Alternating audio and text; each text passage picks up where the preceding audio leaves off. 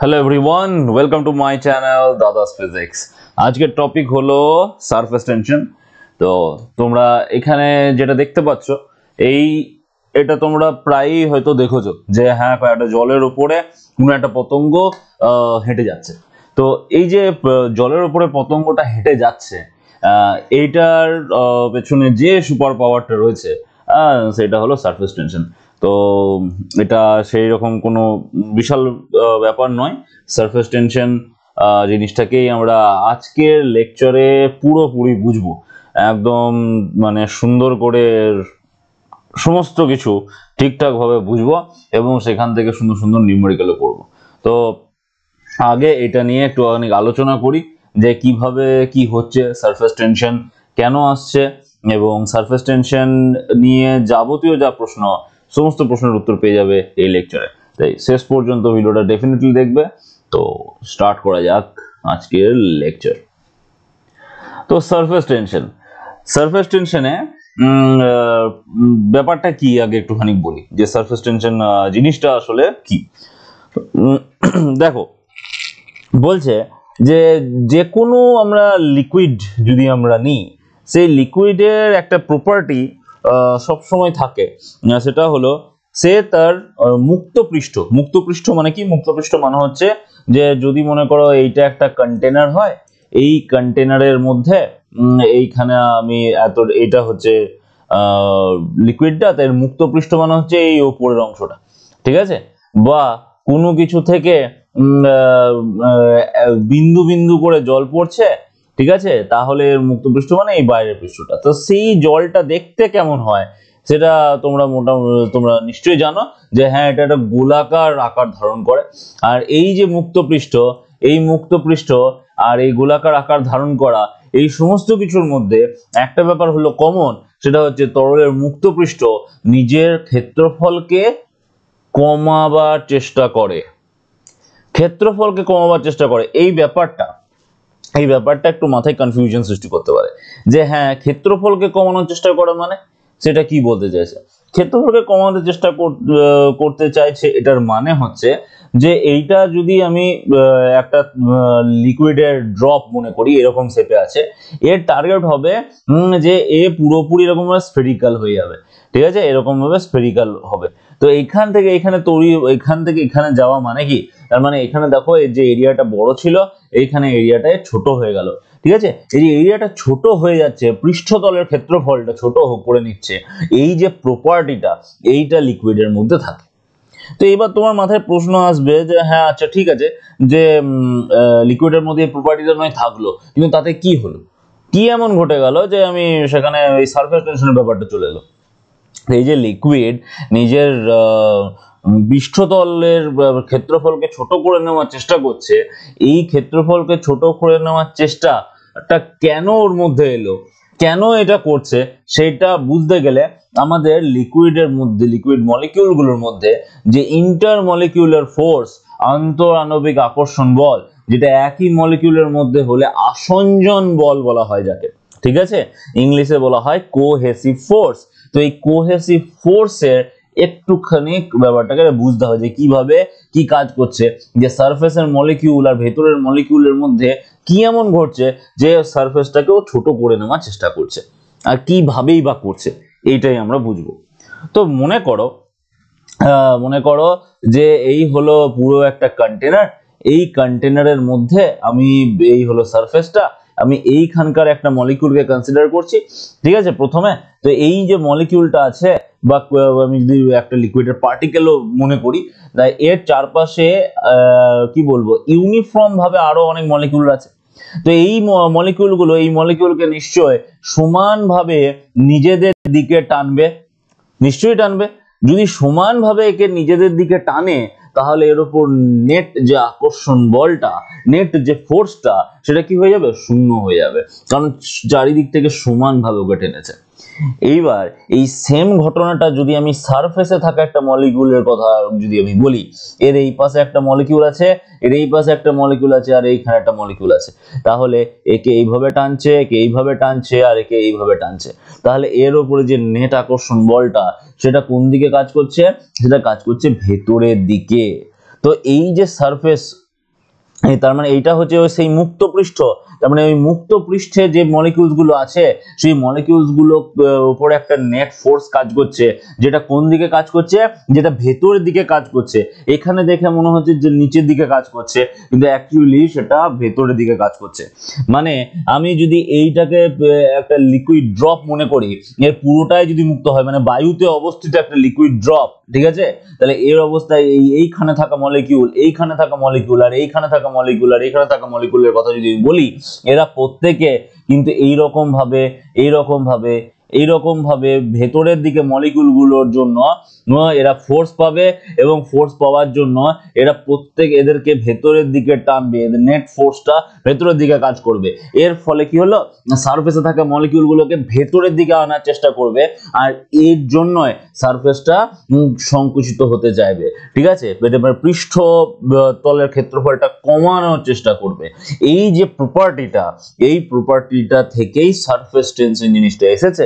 তাহলে সারফেস টেনশনের রিজনটা কি, যে আমরা এখান থেকে মোটামুটি এইটা ক্লিয়ার করতে পারছি যে রিজন অফ সারফেস টেনশন, রিজনটা কি সারফেস টেনশনের, রিজনটা হয়ে গেল আমরা cohesive force between liquid molecule, ঠিক আছে। এই কোহেসিভ ফোর্স যেটা আমরা বললাম, এই কোহেসিভ ফোর্স গুলোকেই বলা হচ্ছে সংশক্তি বল, ঠিক আছে, কোহেসিভ ফোর্স গুলোকেই বলা হচ্ছে সংশক্তি বল, ঠিক আছে, সংশক্তি বল, আসঞ্জন বল নয়, সংশক্তি বল, সরি। হ্যাঁ, তো এই কোহেসিভ ফোর্সের বাংলা যে সংশক্তি বল, এই সংশক্তি বল কার মধ্যে কাজ করছে, একই একটা লিকুইডের মলিকিউল গুলোর মধ্যে এই সংশক্তি বলটা কাজ করছে। এই যে কোহেসিভ ফোর্স, এই কোহেসিভ ফোর্সের জন্যই সারফেস টেনশন এসেছে। তাহলে সারফেস টেনশনের রিজনটা আমরা বুঝতে পারলাম যে হ্যাঁ, মলিকিউলগুলো, সারফেসে থাকা মলিকিউলগুলো ভেতরের দিকে একটা লব্ধি বল অনুভব করে, সেই লব্ধি বল থেকেই সারফেস টেনশন ব্যাপারটা এসেছে। খুব ভালো কথা, বুঝলাম সবকিছু। এইবার এই যে সারফেস টেনশন, তাহলে সারফেস টেনশন জিনিসটাকে আমি ডিফাইন করব কি করে, সারফেস টেনশনের ডেফিনেশনটাই বাকি। তো এই সারফেস টেনশনের সারফেস টেনশনের ডেফিনেশনের কথা যদি আমরা বলি, তাহলে ডিফাইন করবার জন্য একটুখানি অন্যরকম ভাবে এটা ডিফাইন করব, যে এই হচ্ছে একটা ফ্লুইডের বা একটা লিকুইডের মুক্ত সারফেস, ঠিক আছে, বা মুক্ত পৃষ্ঠ। এই মুক্ত পৃষ্ঠের উপরে আমি একটা ইমাজিনারি লাইন কনসিডার করে নিলাম, দেখতেই পাচ্ছ তোমরা। সেই ইমাজিনারি লাইনের উভয় পাশে নিশ্চয়ই এখানে যে মলিকিউলগুলো আছে, সেই মলিকিউলগুলো কি হচ্ছে, ভেতর দিকে টানছে, ঠিক আছে। এবার ওই যে মলিকিউলগুলোর ভেতর দিকে টানছে সেটা আমরা আগেই বুঝতে পেরেছি, সেই জন্য এই সারফেসের মধ্যে একটা টেনশন তৈরি হবে, এবং সেটা কেমন ভাবে কাজ করবে, ট্যানজেনশিয়ালি কাজ করবে। কিভাবে বুঝছি যে ট্যানজেনশিয়ালি কাজ করবে, এই যে মলিকিউলস গুলো আছে, এখানে আরো মলিকিউল রয়েছে, এরা সবাই মিলে যখন সংকুচিত হতে চাইবে এই সারফেসের উপরে, একটা ইমাজিনারি লাইন কনসিডার করব, আর সেই ইমাজিনারি লাইনের উভয় পার্শ্বে এরকম ভাবে ট্যানজেনশিয়ালি যে প্রতি একক দৈর্ঘ্যে যে বলটা কাজ করবে, সেইটাকে বলা হচ্ছে সারফেস টেনশন। তাহলে সারফেস টেনশনের ডেফিনেশন কি, ডেফিনেশনটা হয়ে গেল এটা, যে তরলের মুক্ত পৃষ্ঠের উপর এই যে রেখা কল্পনা করলাম, তরলের মুক্ত পৃষ্ঠের উপরে যে রেখা কল্পনা করলাম, সেই রেখার সঙ্গে লম্বভাবে পারপেন্ডিকুলারলি, এখানে দেখতেই পাচ্ছ এরা সবাই পারপেন্ডিকুলার রয়েছে, লম্বভাবে স্পর্শতল বরাবর বা স্পর্শকীয় ভাবে, ঠিক আছে, প্রতি একক ক্ষেত্রফলে, প্রতি একক দৈর্ঘ্যে যে বলটা কাজ করছে তাকে বলা হচ্ছে পৃষ্ঠটান। তার মানে আমরা এখান থেকে ডেফিনেশনটা এখানে পেয়েই গেলাম, যে তরলের মুক্ত পৃষ্ঠে কল্পনা করা কোন রেখার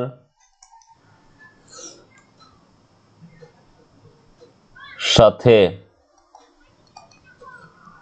লম্বভাবে স্পর্শকীয়ভাবে প্রতি একক দৈর্ঘ্যে যে বল কাজ করছে তাকে পৃষ্ঠটান বলে। ঠিক আছে, ডেফিনেটলি এটা পৃষ্ঠতলে, একক দৈর্ঘ্যে পৃষ্ঠতলে যে বল কাজ করছে তাকে বলা হচ্ছে সারফেস টেনশন। তো এই হলো আমাদের সারফেস টেনশন বা পৃষ্ঠটানের ডেফিনেশন। ঠিক আছে, ডেফিনেশন থেকে আমরা কি করতে পারবো, বহুত ইজিলি এর ইউনিট এন্ড ডাইমেনশন বার করে নিতে পারবো। কি বলেছে আমাকে, বলেছে মুক্ত তলে প্রতি একক দৈর্ঘ্যে যে বল কাজ করে। প্রতি একক দৈর্ঘ্যে যদি বল কাজ করে তাহলে এর যে ডাইমেনশনটা হবে, এর ডাইমেনশনটা কি হবে, ফোর্স এর ডাইমেনশনকে লেন্থ ডাইমেনশন দিয়ে ভাগ করে দেবো, তাহলে আমরা এর ডাইমেনশন পেয়ে যাব, সেটা হয়ে যাবে mt⁻²। এটা হয়ে যাবে এর ডাইমেনশন। এর ইউনিট কি হবে, এর ইউনিট হবে ফোর্স এর ইউনিট ডিভাইড বাই লেন্থ এর ইউনিট, মানে নিউটন পার মিটার। এটা হয়ে গেল এসআই ইউনিট। ঠিক আছে, এইটা হবে এসআই ইউনিট। তাহলে আমরা এসআই ইউনিট পেয়ে গেলাম, তরলের পৃষ্ঠটানের ডেফিনেশনও পেয়ে গেলাম। এরপরে আমাদেরকে আর একটু ডিপলি ব্যাপারটাকে ভাবতে হবে। দেখো, এই থ্রেডটা ধরে আমরা নিজের ভাবনাটাকে এগিয়ে নিয়ে যাব যে তরলের পৃষ্ঠে যে মলিকিউলস গুলো আছে, সে ভেতরের দিকে একটা বল পায়। ঠিক আছে, লব্ধি বল তার ভেতরের দিকে কাজ করে। ঠিক আছে, সেই ভিতরের দিকে বলটা কাজ করছে। এরপরে ভাবনা চিন্তাটাকে একটুখানি এগিয়ে নিয়ে যাও।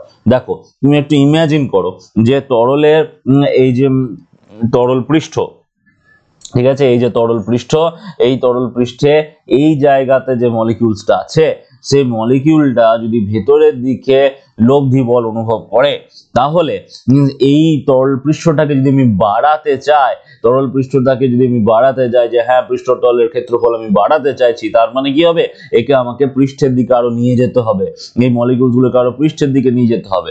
তার মানে একটা মলিকিউলকে ভেতর থেকে পৃষ্ঠের দিকে নিয়ে যেতে হলে আমাকে কি করতে হবে, ওয়ার্ক ডান করতে হবে, কার্য করতে হবে। ঠিক আছে, কার্য করতে হবে। তার মানে এই যে পৃষ্ঠতল, এই পৃষ্ঠতলের ক্ষেত্রফলকে কমানোর চেষ্টা করছে কে, পৃষ্ঠতলের ক্ষেত্রফলকে কমানোর চেষ্টা করছে পৃষ্ঠটান। ঠিক আছে, কমানোর চেষ্টা করছে পৃষ্ঠটান বা সারফেস টেনশন। সারফেস টেনশন এর ক্ষেত্রফলকে কমানোর চেষ্টা করছে। এই ক্ষেত্রফলটাকে যদি আমি বাড়ানোর চেষ্টা করি, তাহলে আমাকে কি করতে হবে, ওয়ার্ক ডান করতে হবে। আর ওই ওয়ার্ক ডান যখনই এগেইনস্ট এ ওয়ার্ক ডান করতে হয়, তোমরা সিম্পল ওয়ার্কের যে ধারণা, কার্যর যে কনসেপ্ট, সেই কনসেপ্টই তোমরা প্রত্যেকে জানো যে যখনই against the force work done হয়, তখন ওখানে আমরা পোটেনশিয়াল এনার্জি স্টোরড হওয়ার ব্যাপারটা আমরা পাই।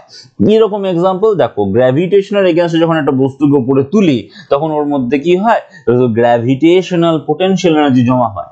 এখানে আমি সারফেস টেনশনের বিরুদ্ধে গিয়ে সারফেস এরিয়াটাকে বাড়ানোর চেষ্টা করি যদি, তাহলে ওই সারফেসের তাহলে আমাকে ওয়ার্ক ডান করতে হবে, আর সেই ওয়ার্ক ডান এর মধ্যে শক্তি হিসাবে জমা হবে, এবং সেখান থেকে আমরা যে শক্তির কনসেপ্টটা পাবো সেটাকে বলা হবে সারফেস এনার্জি। সেটাকে বলা হবে সারফেস এনার্জি বা পৃষ্ঠ শক্তি। মানে সহজ কথা, কোনো একটা লিকুইডের সারফেসে যে মলিকিউলস গুলো আছে তার মধ্যে কিছুটা পোটেনশিয়াল এনার্জি স্টোরড আছে। কেন? কারণ তাকে কোহেসিভ ফোর্সের এগেইনস্টে আমরা নিয়ে এসেছি ওই সারফেসে। ঠিক আছে, ওই কারণে এগেইনস্টে আমাকে ওয়ার্ক ডানটা করতে হয়েছে। এইবার এই যে ওয়ার্ক ডান করতে হওয়ার ব্যাপারটা এলো, এখান থেকে আমরা পৃষ্ঠ শক্তির ডেফিনেশন পেলাম। তাহলে পৃষ্ঠ শক্তির ডেফিনেশন কি হচ্ছে, পৃষ্ঠ শক্তির ডেফিনেশন হচ্ছে তরলের ক্ষেত্রফল একক পরিমাণ বৃদ্ধি করতে যে পরিমাণ কার্য করতে হয়, তরল পৃষ্ঠের ক্ষেত্রফল, আমরা এরকম ভাবে ডেফিনেশনটা বলতে পারবো যে to increase the area of surface of a liquid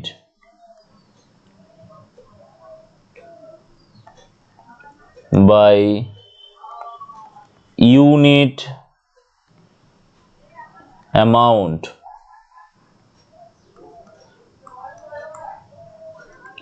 required work done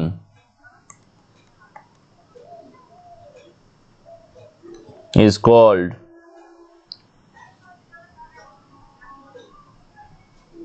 work done is numerically equal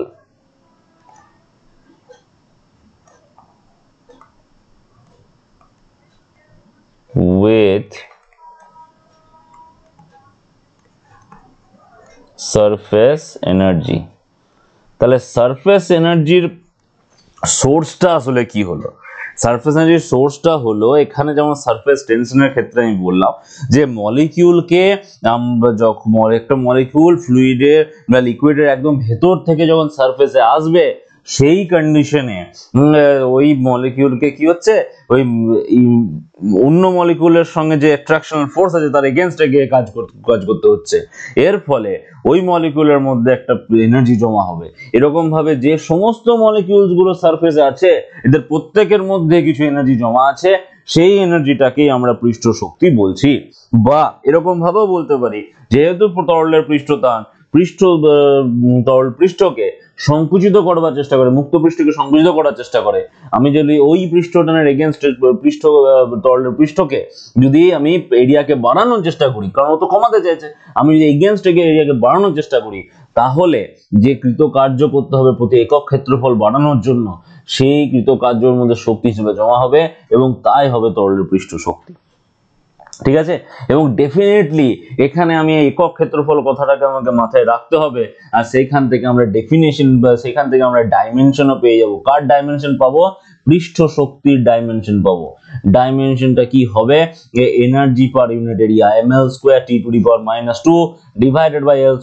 এটা যদি আমরা করি তাহলে আমরা mT⁻⁻2 এই জিনিসটা পাবো।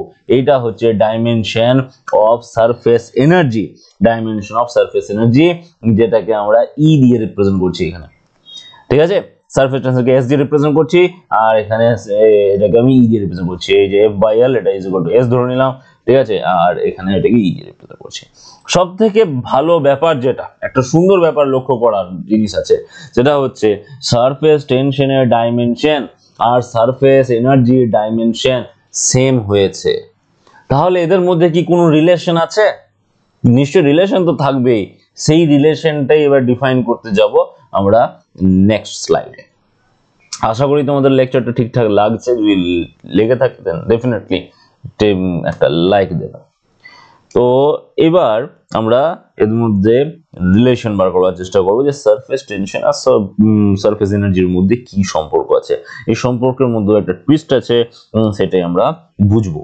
দেখো, যদি আমরা এদের মধ্যে সম্পর্ক বার করতে চাই, সম্পর্ক বার করবার জন্য একটা সহজ এক্সাম্পল আমরা নিচ্ছি যে এরকম একটা মেটালিক ফ্রেম নিলাম, সেই ফ্রেমে এরকম একটা মুভিং পার্ট আছে, এই ওয়্যারটা হচ্ছে মুভিং ওয়্যার। একে আমরা একটা সোপ সলিউশনে ডুবালাম। ঠিক আছে? সোপ সলিউশনে ডুবিয়ে তাকে তুললাম। এর ফলে কি হবে? কি হবে এইখানে একটা সোপ ফিল্ম তৈরি হবে, মানে একটা সর পড়বে। ঠিক আছে? একটা সর পড়বে, সোপ ফিল্ম তৈরি হবে, একটা সর পড়বে। এবার এই সরটার আমি যদি এরিয়া বাড়াতে চাই, কারণ কিছুক্ষণ আগে আমাদের এটা নিয়েই তো ভাবনা চিন্তা এসেছিল যে এরিয়া বাড়াতে গেলে ভাই তোমাকে ওয়ার্ক ডান করতে হবে, আর সেই ওয়ার্ক ডানটাই নাকি পৃষ্ঠ শক্তি হিসেবে জমা পড়বে। ঠিক আছে?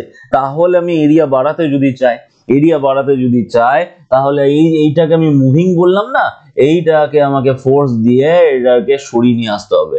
যদি আমি এটাকে সরিয়ে নিয়ে আসতে পারি, কতটা পরিমাণ সরাবো? যদি আমি বলি যে হ্যাঁ এটাকে আমি ডেল্টা এক্স পরিমাণ সরাচ্ছি, ঠিক আছে, আর এইটার যে লেন্থ, সেই লেন্থটা হলো এল, তাহলে এখানে আমি কতটা এরিয়া সরিয়েছি? এল হচ্ছে দৈর্ঘ্য, ডেল্টা এক্স হয়ে যাচ্ছে প্রস্থ, এই যে আয়তক্ষেত্রটা তৈরি হয়েছে তার, তাহলে যে এরিয়াটা আমি চেঞ্জ করলাম সেটা ডেল্টা এ সমান এল ইন্টু ডেল্টা এক্স পেয়ে যাব। এটা কি? এটা হচ্ছে চেঞ্জ অফ এরিয়া। ঠিক আছে? এটা হচ্ছে চেঞ্জ অফ এরিয়া। এইবার এই এরিয়াটা চেঞ্জ করতে আমাকে কতটা কাজ করতে হচ্ছে? এইটা হচ্ছে প্রশ্ন। পৃষ্ঠটানের ব্যাপারটাকে ডেফিনেটলি পৃষ্ঠটানের এগেইনস্টে কাজ করছি। আচ্ছা বলো তো পৃষ্ঠটানের ডিরেকশনটা কোন দিকে হবে? আমি এরিয়া বাড়াতে চাইছি এই সাইডটাতে, লেফট সাইডে, তোমরা যেভাবে স্ক্রিনটা দেখছো তার লেফট সাইডে এরিয়া বাড়ানোর চেষ্টা করছি, ডেফিনেটলি রাইট সাইডে পৃষ্ঠটানটা কাজ করবে, কারণ ওর কাজ তো সংকুচিত করা। ঠিক আছে, তাহলে ওর যে ডিরেকশনটা সেটা আমরা একটু অন্য কালার দিয়ে এখানে দেখাই, গ্রিন দিয়ে দেখাই, আশা করি দেখতে পাচ্ছ। তো এই হচ্ছে সারফেস টেনশনের ডিরেকশনটা। এবার সারফেস টেনশন তো পার ইউনিট লেন্থের ব্যাপার, ঠিক আছে, যেটাকে আমরা এস দিয়ে রিপ্রেজেন্ট করেছি, আর এর লেন্থটাকে আমি এল নিয়েছি। তাহলে অ্যাট ইকুইলিব্রিয়াম, ঠিক আছে, সাম্যাবস্থায় আমি কি বলতে পারবো, আমি যে ফোর্স অ্যাপ্লাই করেছি সেই ফোর্সটা এইদিকে সারফেস টেনশনের জন্য মোট ফোর্সের সঙ্গে সমান। এবার দেখো এই যে শর পড়েছে না, শরটা তো দুদিকে দুটো সারফেস হয়ে যাচ্ছে, কারণ ফ্রেমটা, এইটা যদি ফ্রেম হয়, হাতটা যদি আমার ফ্রেম হয়, তাহলে এই সাইডে একটা সারফেস হচ্ছে, এই সাইডে একটা সারফেস হচ্ছে, দুটো সারফেস হচ্ছে। ঠিক আছে, এই দুটো সারফেসে এই সাইডেও সারফেস টেনশনটা লাগবে, এই সাইডেও সারফেস টেনশনটা লাগবে। তার মানে যেটা আমরা বলছি যে এরিয়ার পরিবর্তন ডেল্টা এ, যেটা আমরা বলছি সারফেস টেনশন এস, সেইখানে কিন্তু আমাদের সারফেস টেনশনটা শুধুমাত্র এস, সারফেস টেনশনের জন্য যে টোটাল ফোর্সটা, সেটা যে এরকম ভাবে তোমরা ভাবছো নিশ্চয়ই যে এস কে এল দিয়ে গুণ করে দেবো, কারণ এস তো এফ বাই এল, তাহলে এস কে এল দিয়ে গুণ করে দেবো হয়ে যাবে। শুধু তাই করলে হবে না, দুটো সারফেস যেহেতু আছে তাই ওখানে একটা 2 দিয়েও গুণ করতে হবে। কেন হলো এটা? তার কারণ হচ্ছে দুটো সারফেস আছে, টু সারফেসেস। ঠিক আছে, ওই কারণে যে এফটা হয়ে গেল সেটার ভ্যালু হয়ে গেল এইটা। এইবার এই যে জিনিসটা আমরা করলাম, এইখান থেকে আমি ডিসপ্লেসমেন্ট করেছি। ডিসপ্লেসমেন্ট কত করেছি? ডিসপ্লেসমেন্ট হয়েছে ডেল্টা এক্স পরিমাণ। ঠিক আছে, ডেল্টা এক্স পরিমাণ যদি আমি ডিসপ্লেসমেন্ট করাই এখানে, ঠিক আছে, ডেল্টা এক্স পরিমাণ যদি আমি ডিসপ্লেসমেন্ট করাই, তাহলে আমার যে ওয়ার্ক ডান ডেল্টা ডাব্লিউ সেটা কত হবে? সেটা হবে 2SL ইন্টু ডেল্টা এক্স, এটা হয়ে গেল আমার ওয়ার্ক ডান। এবার দেখো এইখানে না একটা জিনিস এসেছে, সেটা হচ্ছে S into 2L into delta x. এই পুরোটা বলছে এরিয়ার পরিবর্তন, কিন্তু এখানে যে আমি কিছুক্ষণ আগে বললাম delta is equal two L delta x, ব্যাপারটা হচ্ছে ওই যে দুটো সারফেস আছে, টু সারফেসেস, দুই দিকে সারফেস পাচ্ছি আমরা, তাই জন্য 2 দিয়ে গুণ হয়ে যাবে এখানেও, সেইটা তাহলে আমরা টোটাল ডেল্টা এর ভ্যালু। তাহলে আমরা ওয়ার্ক ডান, এই যে ওয়ার্ক ডানটা পাচ্ছি সেটা এস ইন্টু ডেল্টা এর সঙ্গে সমান। আর এই ওয়ার্ক ডানটাই তো বাবা শক্তি হিসেবে জমা হচ্ছে। ঠিক আছে, তাহলে প্রতি একক ক্ষেত্রফলে কৃতকার্য ডেল্টা এ, ঠিক আছে, এটা সমান হয়ে গেল এস। তাহলে এখান থেকে আমরা কি পেলাম? এখান থেকে আমরা এটা পেলাম যে একক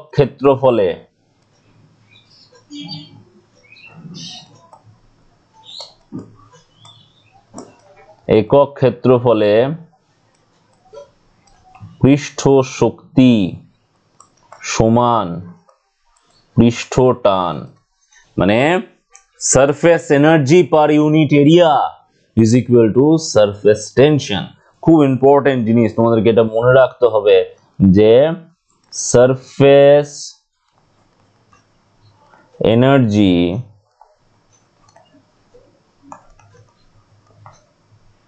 পার unit area is equal to surface tension. আর এটা আমরা প্রুফও করেছি এখানে। কিন্তু এই যে এত কিছু করছি, এর মধ্যে না একটা ব্যাপার মিসিং আছে, যেটা আমি এখনো পর্যন্ত বলি নাই। সব তো ঠিকঠাকই লাগছে যে হ্যাঁ ক্যালকুলেশন অনুযায়ী খুব সুন্দর হচ্ছে, কিন্তু একটা কথা ভাবো, এই যে ঘটনাটা ঘটলো, একটা কি বলবো, প্রযুক্ত বল দেয়া হচ্ছে, ক্ষেত্রফল বাড়ানোর চেষ্টা করা হচ্ছে, ঠিক আছে, এবার এই যে ভেতর থেকে বেশ কিছু অণু পৃষ্ঠর তলে চলে আসছে, ঠিক আছে, তার ফলে তার লব্ধি বল কাজ করছে, এবং কি বলবো, লব্ধি বল যখন কাজ করছে, কিন্তু অণুগুলো তো আর পুরো সারফেস ছেড়ে বেরিয়ে চলে যাচ্ছে না, এরকম হচ্ছে না, তার মানে কি হচ্ছে একটুখানি ভাববো, এবং আমরা এই জায়গাটা থেকে আমরা একটা নতুন জিনিসও জানতে পারবো।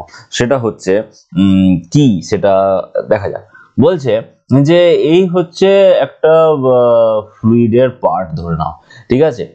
আমি ফ্লুইডের মানে এই হলো কন্টেনার, এইখান থেকে একটা মলিকিউলকে একদম সারফেসে আনা হচ্ছে, মলিকিউলটা সারফেসে পৌঁছালো, সারফেসে পৌঁছে কি হলো, এইখানে ওর কাইনেটিক এনার্জি যত, এইখানে কি কাইনেটিক এনার্জি তত হবে?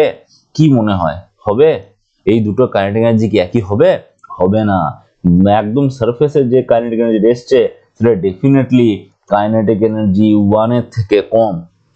এবার কাইনেটিক এনার্জি যদি কমে যায়, তোমাদের ক্লাস 10 থেকে এই আইডিয়াটা নিশ্চয়ই আছে যে এই অণুগুলোর গতিশক্তির সঙ্গে না টেম্পারেচারে খুব সুন্দর একটা সম্পর্ক আছে, এর মধ্যে সরল সম্পর্ক থাকে।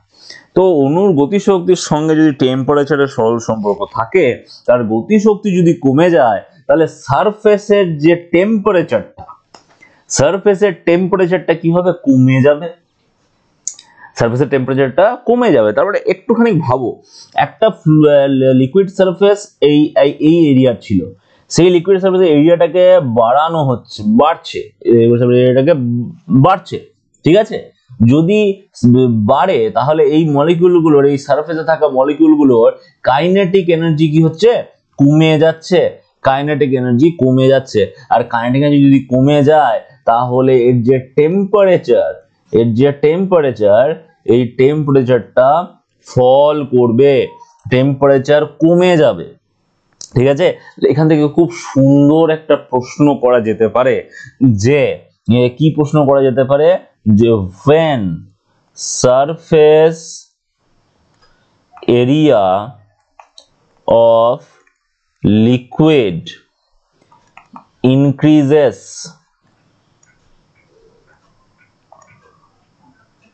temperature decreases. Why? ঠিক আছে, মানে পৃষ্ঠতলের ক্ষেত্রফল বাড়ার সাথে সাথে টেম্পারেচার কমে যায় কেন? রিজনটা তোমরা এখানে ছবিতে খুব সুন্দরভাবে বুঝতে পারছো, যে হ্যাঁ, একটা মলিকিউল যখন ভেতর থেকে একদম বাইরের দিকে আসছে তখন তার কাইনেটিক এনার্জি কমছে। কেন কমছে বাবা, কেন কমছে? খুব সহজ প্রশ্ন, কেন কমছে? তার কারণ কিছুক্ষণ আগেই তো আমরা বললাম যে এই লব্ধি বলটা ভেতর দিকে কাজ করছে, তো এই লব্ধি বল কি করে কাইনেটিক এনার্জি বাড়াতে দেবে? তুই ভেতরে আছিস, ঠিক আছে, সেখান থেকে ছুটে বেরোতে শুরু করলি, কিন্তু তোর পেছনে একটা দড়ি লাগানো আছে, ঠিক আছে। এবার সেই দড়িটা কিছুটা পর্যন্ত যেতে দিল, যখনই একদম তুই দড়ির লেন্থের সমান ডিস্টেন্স পর্যন্ত চলে গেছিস, তখন কিন্তু ওই দড়িটা তোকে যেতে দেবে না, তোর কাইনেটিক এনার্জিটাকে কমিয়ে দিল, ঠিক আছে, ও তোকে ব্রেক দিচ্ছে ব্যাপারটাকে, ঠিক আছে। তো তার মানে কিন্তু কাইনেটিক এনার্জি কমে গেল। এবার কাইনেটিক এনার্জি এই মলিকিউলের ক্ষেত্রেও তাই হচ্ছে, কাইনেটিক এনার্জি যদি কমে যায় তাহলে বাবা ওর টেম্পারেচারটাও কমে যাবে, কারণ কাইনেটিক এনার্জির সঙ্গে টেম্পারেচার খুব সহজ একটা সম্পর্ক রয়েছে, ঠিক আছে, সরল সম্পর্ক, তার জন্য কমে যাচ্ছে। তাহলে এবার আমরা এই টেম্পারেচার চেঞ্জ যেটা হচ্ছে না, এই টেম্পারেচার চেঞ্জটাকে ক্যালকুলেট করব, ঠিক আছে। আর এই যে সারফেস বেড়ে গেলে, হ্যাঁ, যে এই যে শক্তির যে পরিবর্তনটা হচ্ছে, সারফেস, তার মানে সারফেস যদি বাড়ানো হয় না, তাহলে শক্তির পরিবর্তন হচ্ছে, এটা তো বোঝাই গেল।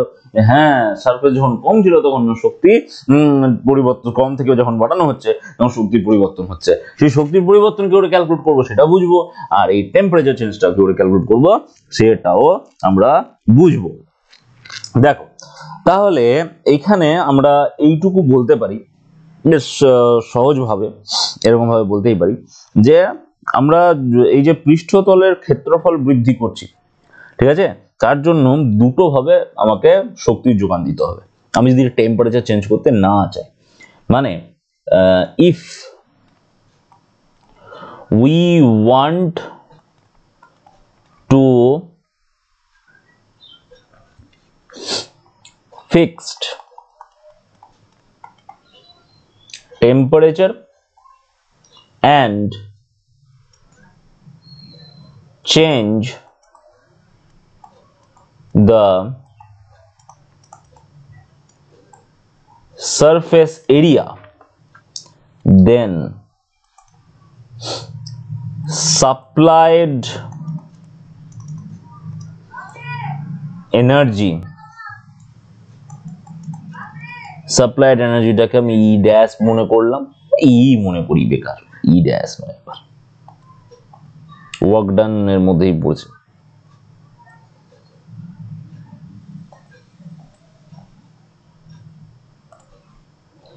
এইটা ইজ ইকুয়াল টু কি হবে, মেকানিক্যাল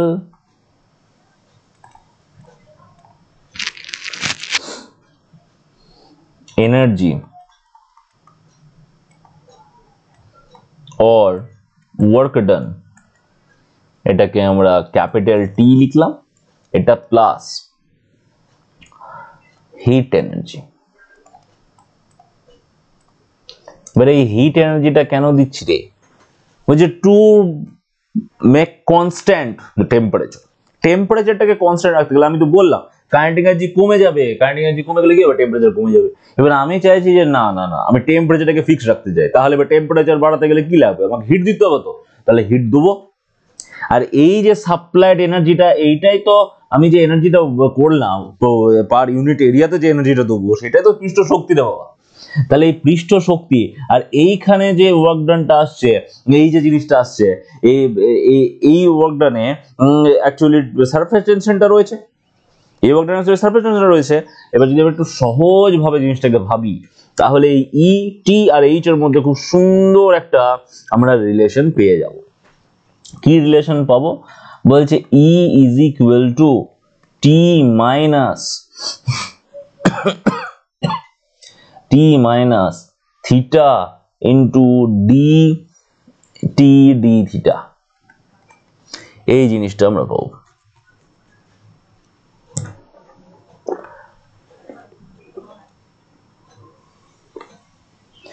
এবার এখানে এই জিনিসটা এলো কি করে, যে ডি টি ডি থিটাটা কি, এইটা একটুখানি বলি। এটা কি বলছে, এই যে ডি টি ডি থিটাটা না, টিটা অ্যাকচুয়ালি সারফেস টেনশন, টিটা অ্যাকচুয়ালি সারফেস টেনশন। এইখানে যে ওয়ার্ক ডান থেকে না আমরা টিটাই পাবো, যখন পার ইউনিট এরিয়াতে করতে শুরু করবো না, তখন ইটা হয়ে যাবে সারফেস এনার্জি, এটা হয়ে যাবে সারফেস টেনশন, আর এটাও আমরা পার ইউনিট এরিয়াতে করেছি, সেই জায়গাটাকে ভেঙে দিয়েছি, তো এবার এই সারফেস টেনশন। তাহলে ডি টি ডি থিটা হচ্ছে change of surface tension with temperature. বলছে এটা নাকি ঋণাত্মক হয়, এটা নেগেটিভই হয়। তার মানে কি বলছে, টেম্পারেচার যদি বাড়িয়ে দাও তাহলে সারফেস টেনশন কমবে, টেম্পারেচার যদি বাড়িয়ে দাও সারফেস টেনশন কমবে। ভালো করে বুঝে নাও, তাহলে টেম্পারেচার যদি বাড়িয়ে দিই সারফেস টেনশন কমবে। তাহলে রিলেশনটা কি হয়ে গেল আমাদের এখানে, E is equal to T minus theta into dT by d theta. এর থেকে আমরা কি বুঝলাম বাবা, এর থেকে বুঝলাম যে সারফেস এনার্জি আর সারফেস টেনশন সমান নাও হতে পারে। কখন সমান হবে না, বলছে টেম্পারেচার যদি আমাকে কনস্ট্যান্ট রাখতে হয় তখন আর সমান হবে না, যেটা এর আগে প্রুফ করলাম। ঠিক আছে, এইখানে আমি টেম্পারেচার চেঞ্জকে অ্যালাউ করেছি, ওই কারণে আমরা সারফেস টেনশনের সঙ্গে সারফেস এনার্জিকে ইকুয়াল করতে পারছি। এখানে টেম্পারেচার চেঞ্জ আমি হতে দিচ্ছি না, টেম্পারেচার চেঞ্জ যদি হতে না দিই তাহলে কিন্তু আর হবে না। ঠিক আছে, তাহলে কখন সমান হবে না পৃষ্ঠ শক্তি আর পৃষ্ঠ টান, সেটা নিশ্চয়ই তোমরা বুঝতে পারলে। ঠিক আছে, কখন সমান হবে না, আশা করি বুঝতে পারা গেছে জিনিসটা কিভাবে হচ্ছে। ঠিক আছে,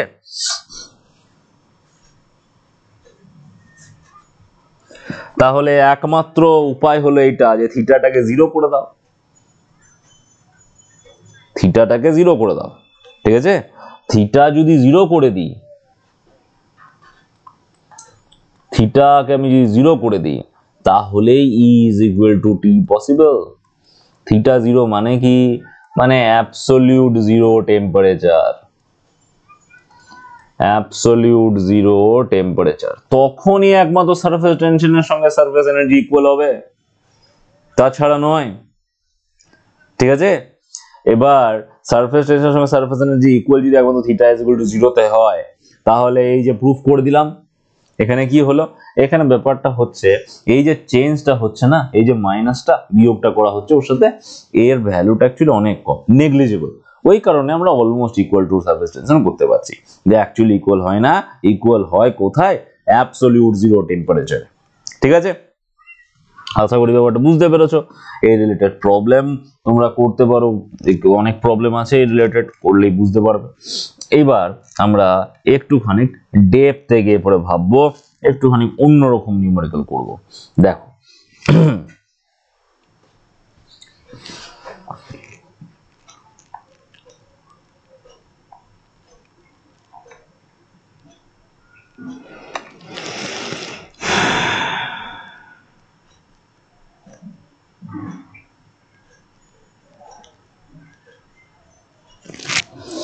বলছে যে ক্যাপিটাল আর রেডিয়াসের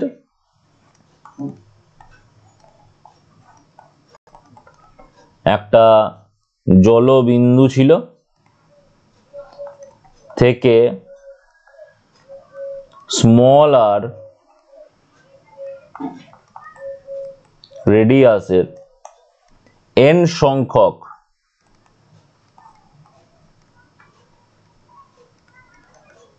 জলবিন্দু তৈরি হলো। ঠিক আছে, তৈরি করতে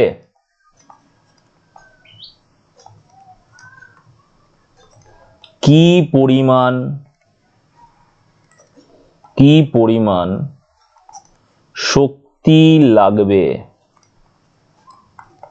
কতটা শক্তি লাগবে n সংখ্যক জলবিন্দু তৈরি করতে ক্যাপিটাল আর রেডিয়াসের জলবিন্দু থেকে। ঠিক আছে, এখান থেকে আমরা টেম্পারেচার চেঞ্জের ব্যাপারেও আস্তে আস্তে যাব, তো বা কতটা পরিমাণ কাজ করতে হবে এইটাও আমরা এখান থেকে বলতে পারি। তো এবার আগে শক্তি কত ছিল, এখন শক্তি কত আছে, এই সব নিয়েই ভাবনা চিন্তা করলে আমাদের কাজ হয়ে যাবে। আমাদেরকে ধরে নিতে হবে যে সারফেস টেনশন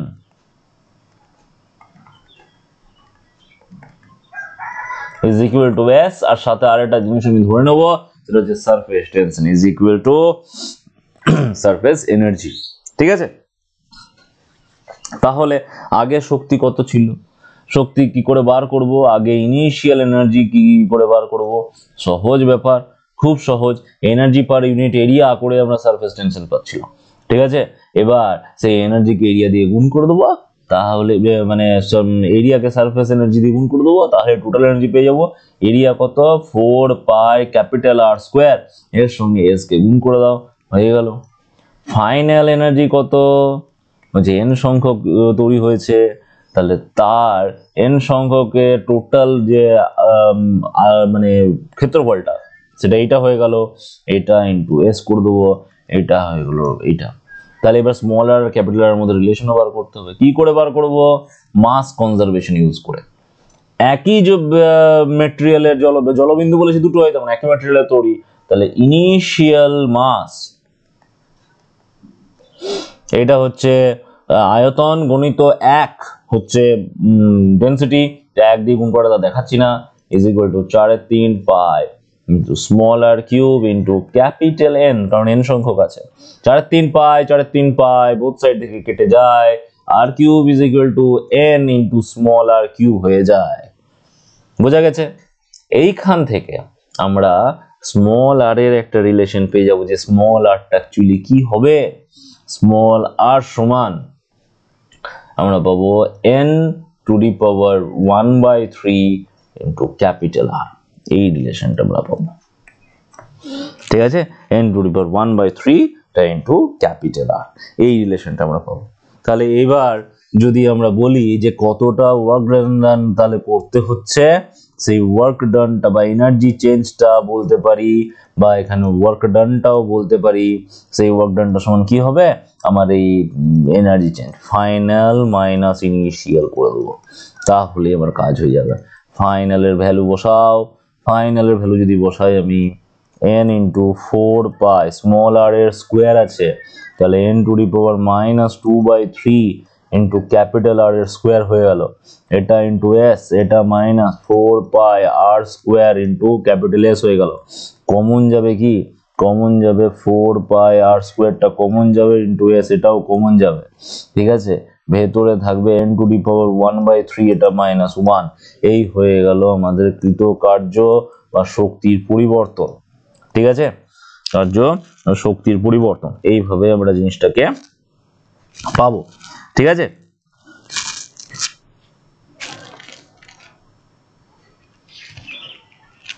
এইভাবে আমরা জিনিসটাকে পাবো। এইবার যদি এখান থেকে কতটা টেম্পারেচার চেঞ্জ হবে সেইটা যদি জিজ্ঞাসা করে যে টেম্পারেচার চেঞ্জ কত হবে বলতে পারবে, হ্যাঁ, এখানে আমরা সহজ একটা নিয়ম ইউজ করব। কি নিয়ম ইউজ করব? দেখো, তোমরা হয়তো জানো যে যদি আমরা এখান থেকে টেম্পারেচার চেঞ্জ বার করতে চাই,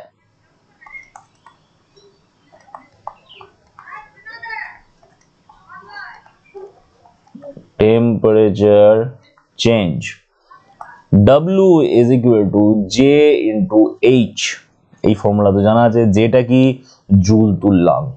তো এই W is equal to J into, এখানে আমি মাসকে নিয়ে আসবো, সাথে স্পেসিফিক হিটকে নিয়ে আসবো, সাথে ডেল্টা থিটা হয়ে যাবে আমার টেম্পারেচার চেঞ্জ। এবার W তো আমি অলরেডি ক্যালকুলেট করে নিয়েছি, ইকুয়েশন 2 এটা, আর ইকুয়েশন 1 তো এইখানে আছে আমাদের। তাহলে এইবার এখান থেকে আমি কি লিখতে পারি, ডেল্টা বসিয়ে দিই। তাহলে এখান থেকে আমরা কি লিখতে পারি যে 4 পাই আর স্কোয়ার, এটা ইন্টু এস, এটা into n to the power 1/3, এটা -1, এটা is equal to joule equivalent mass into S into delta theta, ঠিক আছে, মাস ইন্টু ডেল্টা থিটা।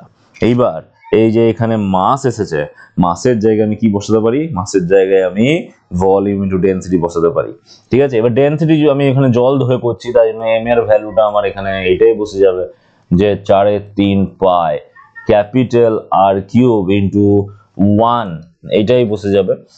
ঠিক আছে, তো সেইটা আমরা এখানে বসিয়ে দিচ্ছি, তাই জন্য একটুখানি সহজ অ্যান্সারও আসতে পারে। এই যে নিলাম, যে বসলো, মাসের জায়গায় আমি 4/3 পাই ক্যাপিটাল আর কিউব বসালাম, এইখানে স্মল এস হয়ে গেল স্পেসিফিক হিট, সেটাও তো আমি এখানে 1 নিয়ে নেবো, ঠিক আছে, এটা আমরা 1 নিয়ে নেবো, ঠিক আছে, এটা ইন্টু ডেল্টা থিটা। তাহলে ডেল্টা থিটার যে ভ্যালুটা সেটা আমরা পাবো এখান থেকে 4 পাই কেটে যাচ্ছে, এখানে আর স্কোয়ারের সঙ্গে আর কিউবটা কেটে যাচ্ছে, একটা আর পড়ে থাকছে, ঠিক আছে। তারপরে এখানে ক্যাপিটাল এস থাকলো, 3টা উপরে গেল, যে নিচে নামলো, ঠিক আছে, সাথে 3টা উপরে গেল, যে নিচে নামলো, আচ্ছা, ডেনসিটিটা তো আমি এখানে 1 ধরেই নিয়েছি, স্পেসিফিক হিটও 1 ধরে নিয়েছি, এটা ইন্টু ক্যাপিটাল আরটা এখানে এলো, n টু দি পাওয়ার 1/3, এটা -1, এই জিনিসটা পেলাম। এই হয়ে গেল আমাদের টেম্পারেচার চেঞ্জ, ঠিক আছে। এটা তুমি স্মল আর ক্যাপিটাল আর কে কনভার্ট না করেও করতে পারো, সেক্ষেত্রে আনসারটা কি আসবে সেটা তোমরা করে দেখবে। মানে এই যে চেঞ্জটা আমরা আগে করে দিয়েছি না, স্মল আর ক্যাপিটাল আর রিলেশনটা, এটা না ইউজ করেও করে দেখতে পারো যে টেম্পারেচার চেঞ্জ কত আসছে। এটা খুব সুন্দর একটা কোশ্চেন, ঠিক আছে, ওয়েস্ট বেঙ্গল জয়েন্টের জন্য, যেই মেন্সের জন্য খুব সুন্দর একটা ভালো কোশ্চেন তোমাদের, ঠিক আছে। তো এখানে আমরা দুটো কোশ্চেন একসাথে করলাম, আসলে যে এন সংখ্যক ড্রপে পরিণত হলে কি পরিমাণ ওয়ার্ক ডান করতে হবে, বা কি পরিমাণ শক্তি ক্ষয় হচ্ছে বা কি হচ্ছে না হচ্ছে, শক্তির চেঞ্জ কি হচ্ছে, আর তার জন্য টেম্পারেচার চেঞ্জ কি হবে সেটাও আমরা এখান থেকে পেলাম, ঠিক আছে। আশা করি তোমরা বুঝতে পেরেছো কিভাবে সলিউশন করতে হবে। এইবার আমরা সরাসরি যেটাতে চলে আসবো সেটা হচ্ছে এক্সেস প্রেসারের কনসেপ্ট, যে এই এক্সেস প্রেসার ব্যাপারটা কি। দেখো,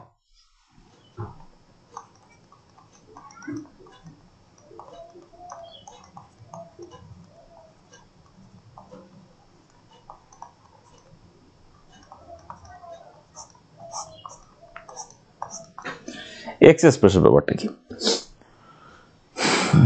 যদি আমরা কোনো একটা লিকুইড সারফেসের কথা বলি, লিকুইড সারফেসে আমরা এতটুকু তো বুঝতে পেরিয়ে গেছি যে ওই লিকুইড সারফেসের ক্ষেত্রে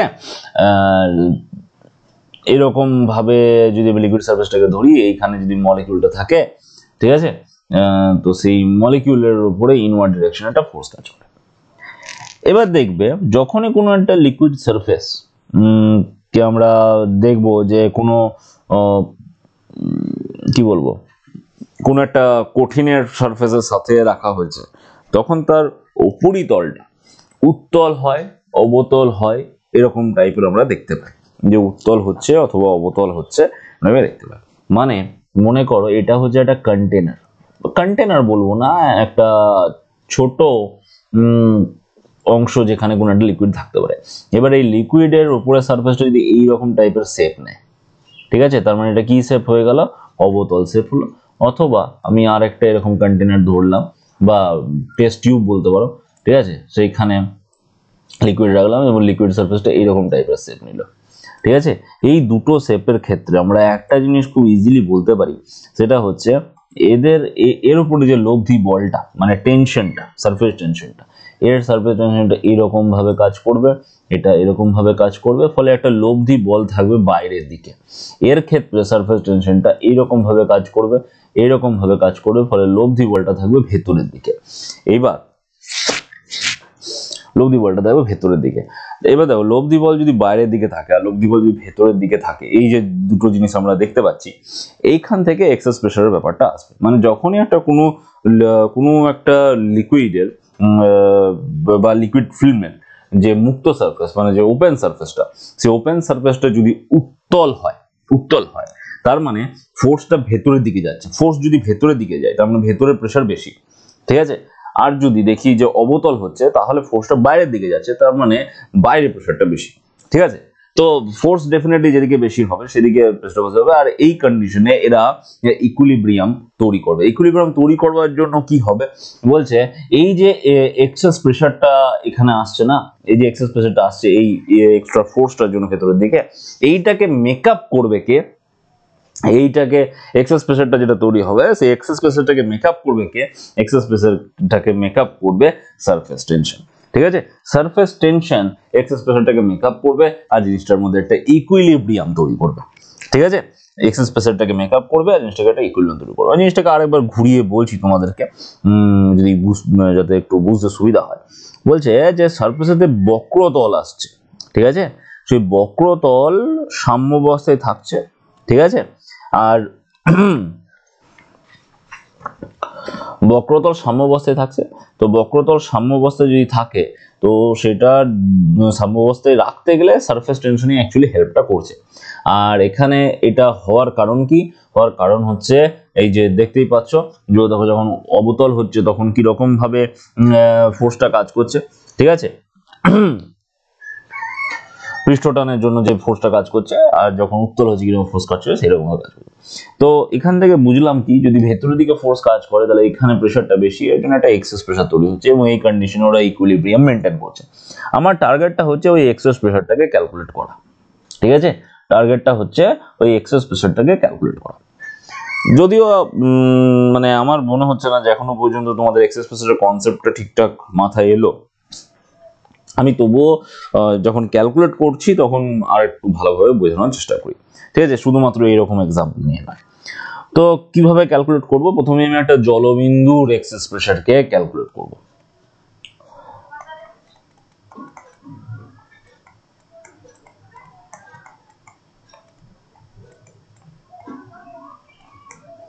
এক্সেস প্রেসার অফ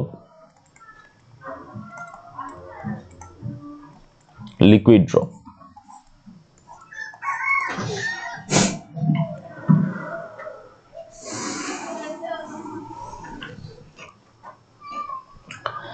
এই হলো, একটু ভালো ছবি নি, 1 মিনিট দাঁড়া।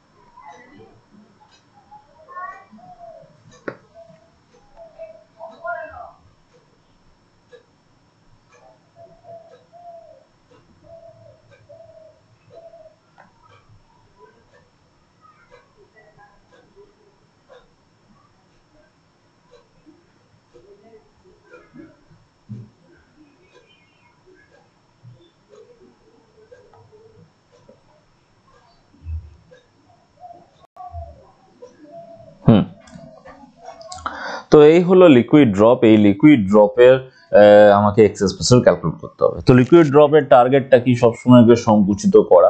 তো সংকুচিত করতে যদি চাই তাহলে একে আবার প্রসারিত করতে গেলে কি করতে হবে, ফোর্স দিতে হবে, এবং এই রিজনটার জন্য এই এক্সেস প্রেসারের কনসেপ্টটা এসেছে।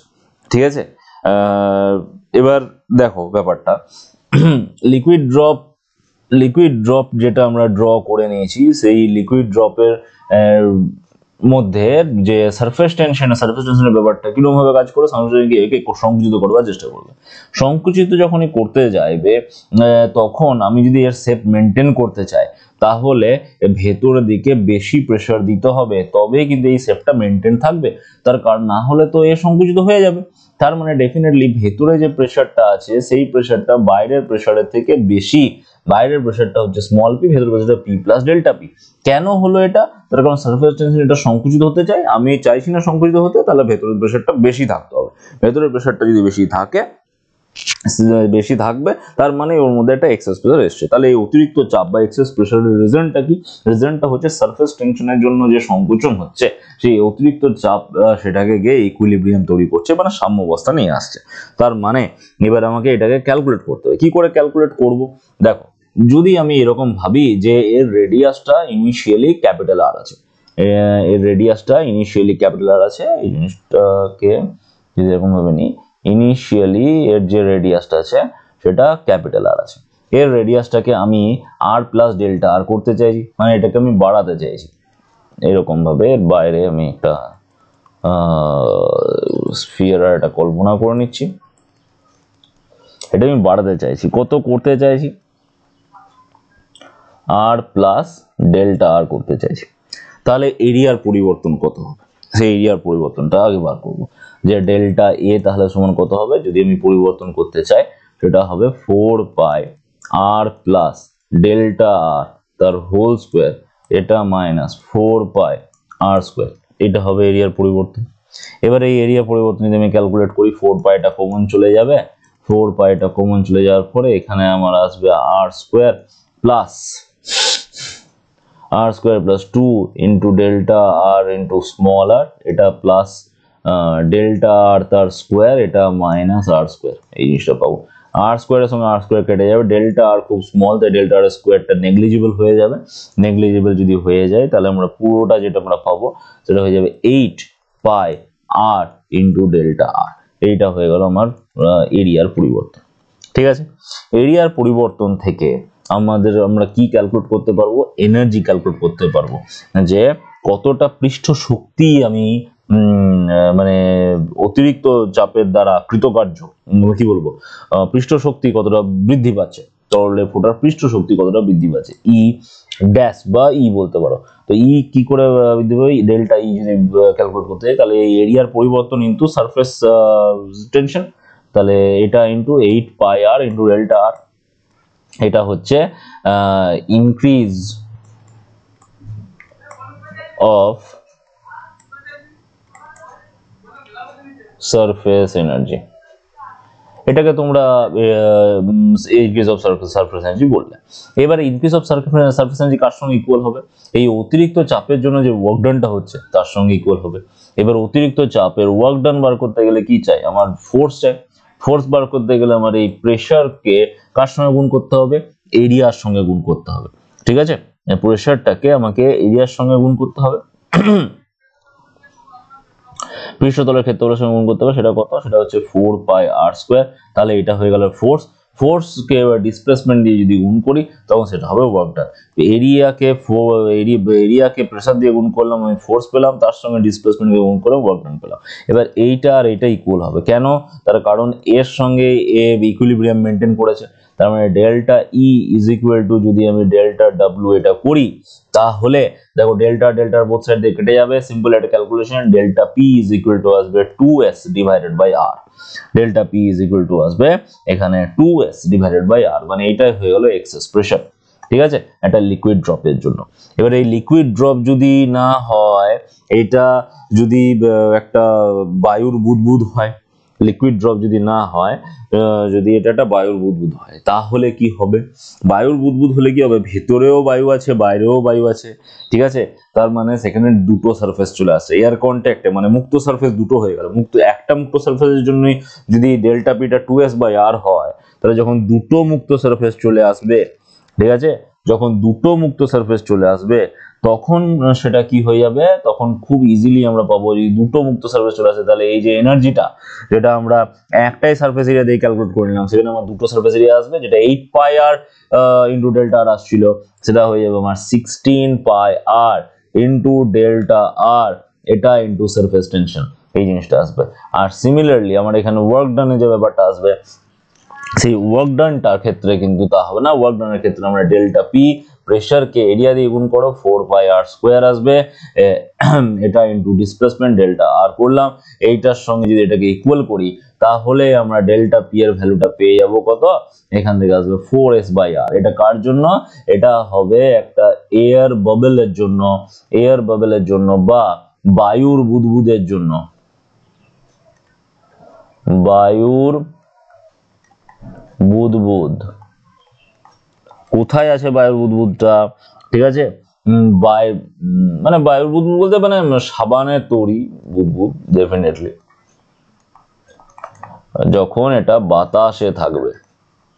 কিন্তু যদি বুদবুদ থাকে লিকুইডের মধ্যে, লিকুইডের মধ্যে যদি বুদবুদ থাকে, যখন জলের মধ্যে বুদবুদ থাকবে, জলের মধ্যে বুদবুদ যদি থাকে, তখন এই বাইরের সারফেসটাতে তো লিকুইড চলে এলো, শুধুমাত্র এবার এয়ার কন্ট্যাক্টে এই ভেতরের সারফেসটা আছে, একটাই সারফেস আছে, তখন আমাদের ডেল্টা পি কিন্তু আবার 2s/r হয়ে যাবে।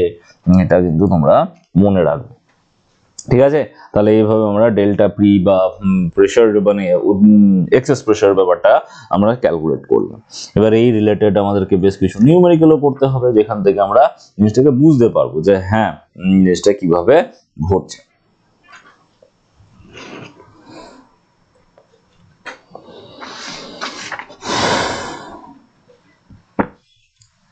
কিছু সহজ নিউমেরিক্যাল দিয়ে স্টার্ট করি। জাস্ট মিনিট, এখানে স্লাইড অ্যাড করতে হবে।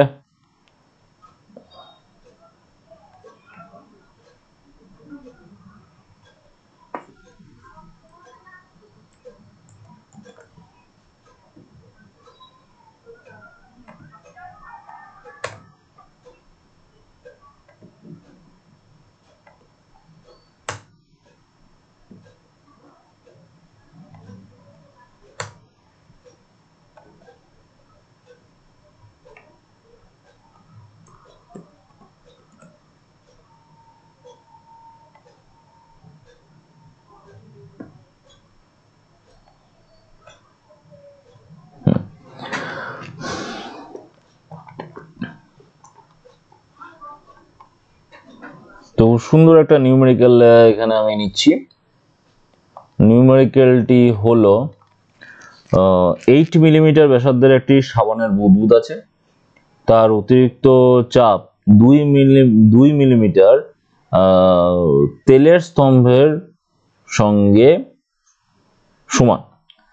তেলের আপেক্ষিক গুরুত্ব যদি 0.8 হয়, তাহলে সাবান জলের পৃষ্ঠটান কত? খুব সুন্দর কোশ্চেন। কি বলেছে? বলেছে 8 মিলিমিটার রেডিয়াস এর কোনো সাবানের বুদবুদ এর অতিরিক্ত চাপ 2 মিলিমিটার তৈল স্তম্ভের সমান। ঠিক আছে, যদি তৈলের আপেক্ষিক গুরুত্ব, মানে স্পেসিফিক ডেন্সিটি, আপেক্ষিক গুরুত্ব 0.8 হয়, তবে তরলের পৃষ্ঠটান কত? তরলের পৃষ্ঠ টান কত, এই হচ্ছে কোশ্চেন। তো দেখো প্রথমেই তো বলে দিয়েছে এটা একটা সাবানের বুদবুদ, ওই সাবানের বুদবুদটা এয়ারে আছে, ডেফিনেটলি এয়ারে আছে। তাহলে কি হবে, তাহলে 4s/r হয়ে যাবে এর অতিরিক্ত চাপ। অতিরিক্ত চাপ কার সঙ্গে সমান বলেছে, তৈল স্তম্ভের সঙ্গে সমান। আর স্তম্ভওয়ালা প্রেশার কি করে বার করতে তোমরা জানো, এইচ রো ইন্টু জি। রো এর ভ্যালু এখানে আমাকে দিয়ে দিয়েছে, যে রোটা কত সেটা আমাকে এখানে দিয়ে দিয়েছে। তো রো তোমরা ওখান থেকে পেয়ে যাব।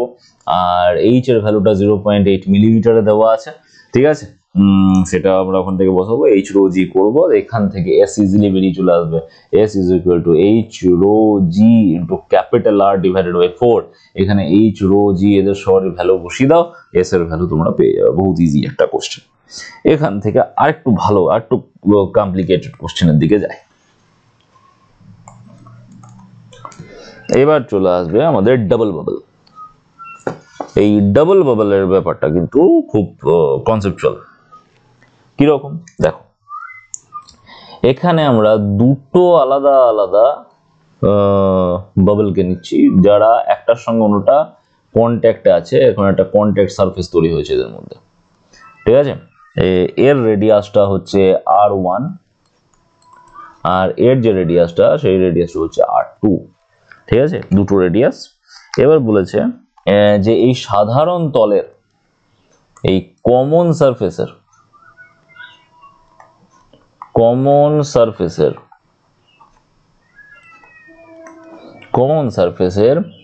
বক্রতা ব্যাসার্ধ কত, কমন সারফেসের বক্রতা ব্যাসার্ধ কত, ঠিক আছে। এইটা হচ্ছে কোশ্চেন। বক্রতা ব্যাসার্ধ মানে রেডিয়াস অফ কার্ভেচার কত। তো ভাবা যাক কিভাবে আমরা করব। যদি আমরা এরকম ভাবে ধরি যে এর যে প্রেসারটা হচ্ছে P1, এর প্রেসারটা হচ্ছে P0, আর এখানকার প্রেসারটা হচ্ছে P2, এটা যদি ধরে চলি, তাহলে সেই অনুযায়ী আমরা প্রথম কথা এটা বলতে পারি যে P1 ডেফিনেটলি বেশি P0 থেকে, তাই P0 হচ্ছে এয়ারের প্রেসার, P1 হচ্ছে এই ভেতরের প্রেসার, এটা হচ্ছে এর ভেতরের প্রেসার। তাহলে P1 - P0 এটার ভ্যালু কত হবে, 4s/r1 ডেফিনেটলি এয়ারে আছে বুদবুদ। এবার P2 আর P0 এর মধ্যে কে বেশি হবে, ডেফিনেটলি P2 বেশি হবে। তো P2 - P0 এটা ইজ ইকুয়াল টু হয়ে গেল 4s/r2, ঠিক আছে। এবার ওই যে কমন সারফেস আছে, কমন সারফেসের প্রেসার কি করে বার করব, কমন সারফেসের প্রেসার কত, কমন সারফেসের প্রেসার at কমন সারফেস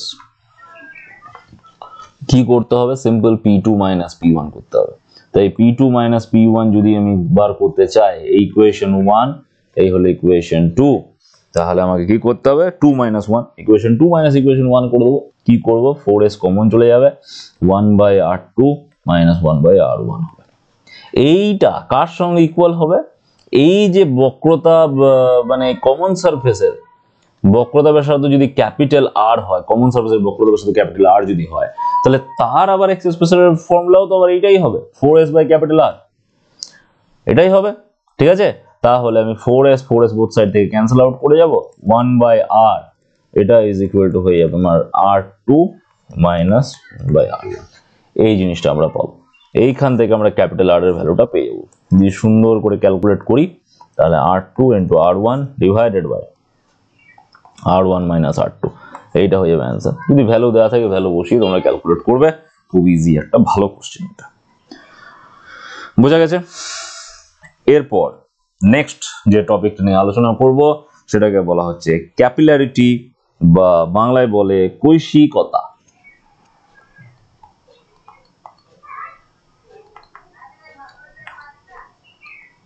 এটা একটুখানি সহজেই আমরা আলোচনা করবার চেষ্টা করছি, ঠিক আছে।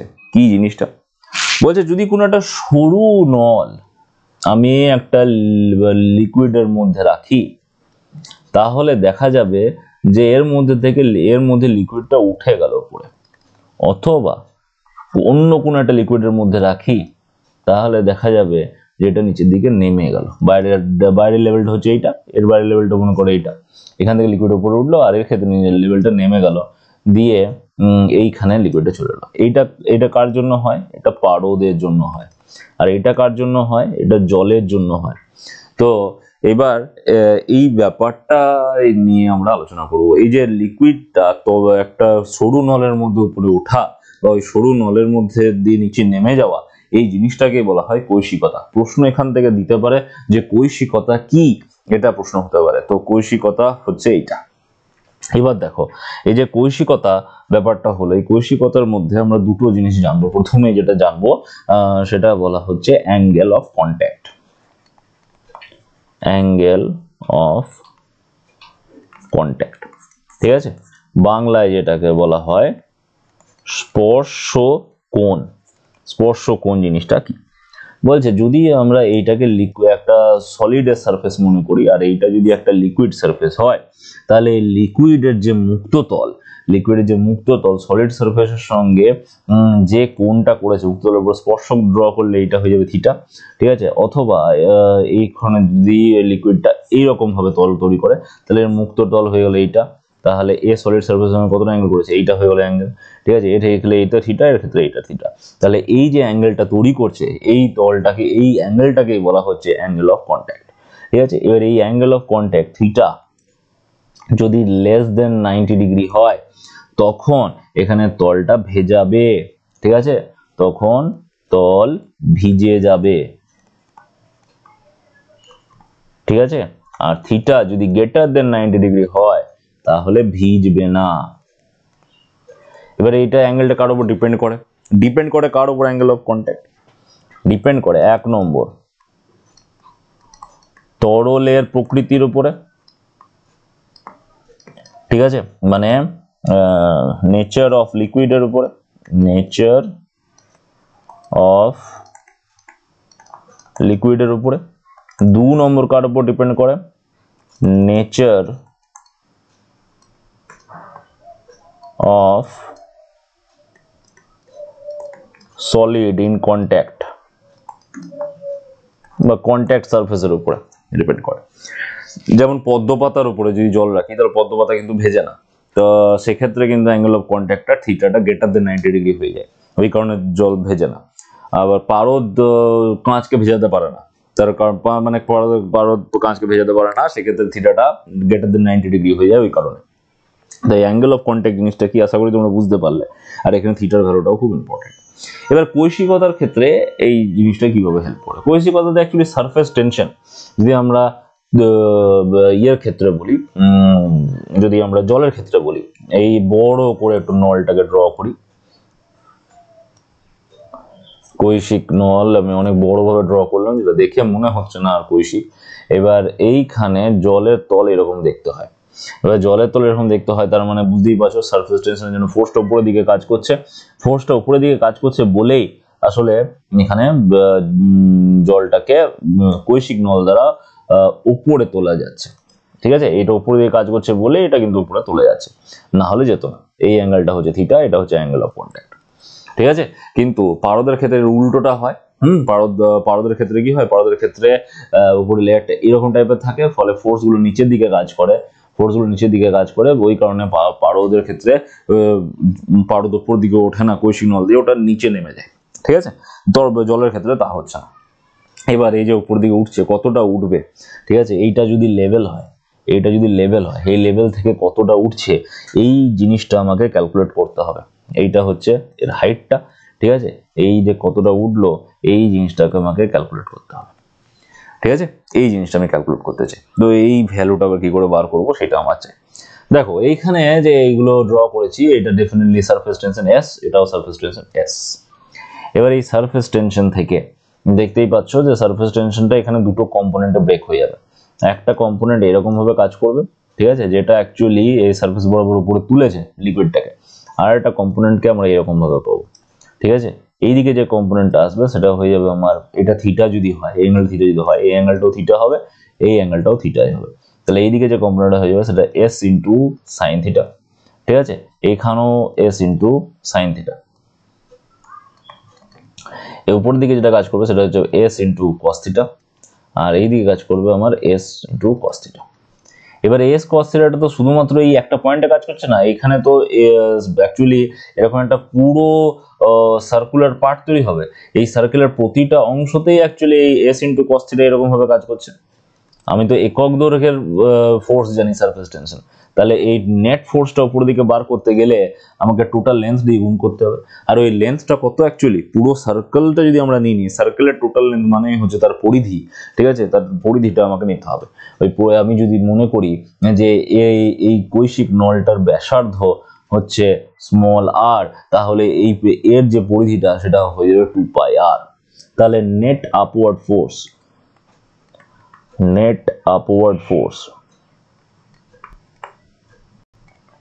2 pi small r into S into cos theta, এটা হবে নেট আপওয়ার্ড ফোর্স।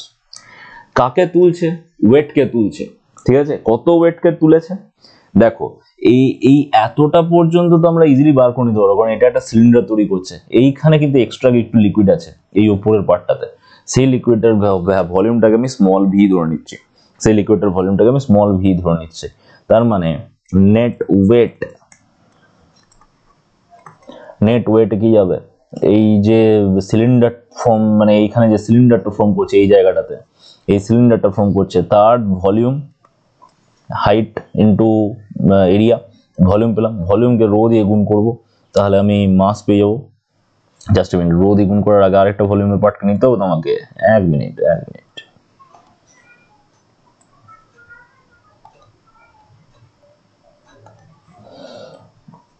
এক্সট্রা এই জায়গাটাতে এই যে ভলিউমটা আছে, এই জায়গাটাতে এই যে ভলিউমটা, এই ভলিউমটা তো আমি এইভাবে ক্যালকুলেট করতে পারবো না, তাই ওটাকে স্মল ভি নিলাম, ওইটা ইন্টু রো, এটা ইন্টু স্মল জি, তাহলে mass into acceleration due to gravity হয়ে গেল। তাহলে এটা হলো ওয়েটকে তুলছে এই আপওয়ার্ড ফোর্স। তাহলে at equilibrium 2 pi r into S into cos theta, এটা is equal to pi into r square into h, এটা প্লাস ভি, এটা ইন্টু রো ইন্টু জি। এখানে ভিটা কি, ভিটা হচ্ছে এই এক্সট্রা যে ভলিউমটা সেটা, ঠিক আছে, কিছুটা যে এক্সট্রা তরলটা থাকে সেইটা, তার যে আয়তনটা সেটা হচ্ছে ভি, এটা তোমরা লিখে রাখবে। এবার এই ভি এর ভ্যালুটা খুব কম, ভি হচ্ছে নেগলিজিবল, ভি হয়ে গেল নেগলিজিবল। যদি আমি নেগলিজিবল ধরে নিই তাহলে এটাকে ডাইরেক্ট এরকম লিখতে পারবো 2 pi r into S into cos theta, এটা ইন্টু পাই আর square into h into rho into g. তাহলে বোথ সাইড থেকে আমার পাই, এখান থেকে পাই ক্যান্সেল আউট হয়ে যাবে, আর এর সঙ্গে এখানে আর ক্যান্সেল আউট হয়ে যাবে, তাহলে আর ইন্টু এইচ, এটা ইজ ইকুয়াল টু আমরা কি পাচ্ছি, এস সারফেস টেনশন, এটা ইন্টু কস থিটা, এটা divided by rho into g, আর সাথে উপরে 2s আসছে, তাহলে আর ইন্টু এইচ, এইটা is equal to 2s cos theta divided by rho g, এইটা আমরা পাচ্ছি, ঠিক আছে। তার মানে কি, তার মানে হয়ে গেল এইটাই যে আর ইন্টু এইচ, এটা ইজ ইকুয়াল টু কনস্ট্যান্ট। তার মানে এখানে আরটা কি, আরটা হচ্ছে রেডিয়াস অফ ক্যাপিলারি টিউবের রেডিয়াস ওইটা, আর স্মল এইচটা কি ছিল, স্মল এইচটা ছিল ক্যাপিলারি রাইজ, স্মল এইচটা ছিল ক্যাপিলারি রাইজ। তাহলে রেডিয়াস আর ক্যাপিলারি রাইজের যে গুণফলটা সেটা হয়ে গেল কনস্ট্যান্ট, তার মানে এটা ইনভার্সলি প্রপোর্শনাল। আর এর সঙ্গে স্মল এইচ যদি আমি গ্রাফ প্লট করি, আমি এরকম টাইপের গ্রাফ পাবো, ঠিক আছে। এই লটাকে জুরিনস ল বলা হয়, এটাকে বলা হয় জুরিনস ল, এটাকে বলা হয় জুরিনস ল। তোমাদেরকে এই লটাকে মনে রাখতে হবে, খুব ইম্পর্টেন্ট একটা পার্ট, তোমাদেরকে লটাকে মনে রাখতে হবে, এটাকে বলা হচ্ছে জুরিনস ল। হ্যাঁ, এবার এখানে একটা জিনিস বলে রাখি, সেটা হচ্ছে এই জায়গাটার জন্য একটা কারেকশন হবে, এই যে এই জায়গার পার্টটা, এই জায়গাটা যেটা আছে এইটার জন্য একটা কারেকশন হবে, সেই কারেকশনটা আমি এখানে করছি না, তোমরা একটু বই থেকে দেখবে, কারেকশনটা না বুঝতে পারলে আমাকে কমেন্ট সেকশনে জানাবে, আমি ডেফিনেটলি তোমাদেরকে বলবো ফের, ঠিক আছে। আর এটার সাথে তোমাদেরকে একটা আমি হোমওয়ার্ক দিচ্ছি, যে হোমওয়ার্কটা তোমরা করবে, অসুবিধা হলে আমাকে বলবে কমেন্টে। যেটা হচ্ছে যে এই রকম দুটো কাঁচ ফলক আছে, তার মাঝে একটুখানি আমি লিকুইড রেখেছিলাম। এবার যদি এই কাঁচ ফলকটাকে আমি আলাদা করতে চাই, ঠিক আছে, কাঁচ ফলকটাকে আলাদা করতে চাই, তাহলে অত সহজে আলাদা করা যাবে না, এই লিকুইডটা এদেরকে ধরে রাখবে। তো আমার বক্তব্যটা হচ্ছে এখানে যে লিকুইডটা রেখেছি কাঁচ ফলক দুটোর মধ্যে ডিস্টেন্স যদি স্মল ডি হয়, ঠিক আছে, লিকুইডটা যেটা রেখেছি আর লিকুইডের সারফেস টেনশন যদি এস হয়, তাহলে এই কাঁচ ফলক দুটোর মধ্যে অ্যাট্রাকশন ফোর্সটা কত সেই ফোর্সটা বার করতে হবে। ঠিক আছে, কাঁচ ফলক দুটোর মধ্যে যে অ্যাট্রাকটিভ ফোর্সটা আছে সেটা কত, মানে যার জন্য এর একটা সমানুটা লেগে আছে সেটার ভ্যালুটা কত সেটা তোমাদেরকে বার করতে হবে। সারফেস টেনশনকে এস দিয়ে দিলাম, এটার ডিস্টেন্সটাকে স্মল ডি দিয়ে দিলাম। আর একটা জিনিস বলে দিচ্ছি, সেটা হচ্ছে এই যে কাঁচ ফলকগুলো আছে, কাঁচ ফলকের এরিয়া হচ্ছে ক্যাপিটাল এ। ঠিক আছে, এই তিনটে ইনফরমেশন দিলাম, এখান থেকে তোমরা অঙ্কটা করবে। খুব ভালো একটা নিউমেরিক্যাল, আশা করি তোমরা চেষ্টা করবে। অ্যান্ড কোনো রকম কোনো প্রবলেম হলে ডেফিনেটলি কমেন্ট সেকশনে জানাবে। ভিডিও যদি ভালো লেগে থাকে শেয়ার করবে, অ্যান্ড ডেফিনেটলি এখনো যদি চ্যানেলটা সাবস্ক্রাইব করে না থাকো, সাবস্ক্রাইব দিস চ্যানেল।